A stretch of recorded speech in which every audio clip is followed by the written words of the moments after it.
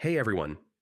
If you're running into a QuickBooks transaction error and it's stopping you from recording or processing payments, don't worry, I've got you covered. In this video, I'll show you simple steps to fix it quickly. So, yeah, you can keep your accounting running smoothly. All right, first things first, restart QuickBooks and your computer. This clears temporary glitches that can sometimes block transactions from being processed and often fixes minor issues instantly. Next, check your computer's date and time settings. I mean, even small mismatches between your system clock and QuickBooks can cause transaction errors, so make sure they're accurate. Now, run the Verify and Rebuild Data tool.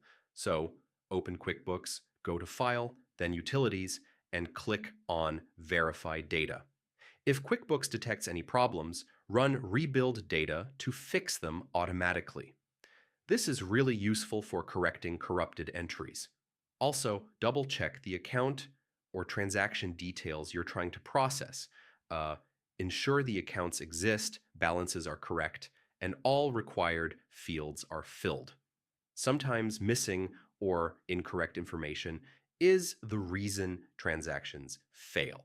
Make sure your QuickBooks software is updated to the latest version. I mean, updates often fix bugs, improve stability, and can resolve transaction-related errors. If the problem still persists, use the QuickBooks Tool Hub.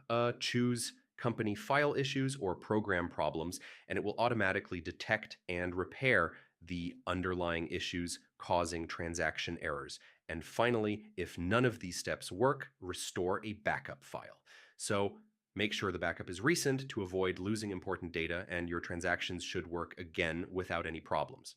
So yeah, those are the best ways to fix QuickBooks transaction errors quickly and easily. Just follow each step one by one, and you should be back to processing payments in no time. And if this helped, feel free to check out more QuickBooks tutorials for other quick fixes.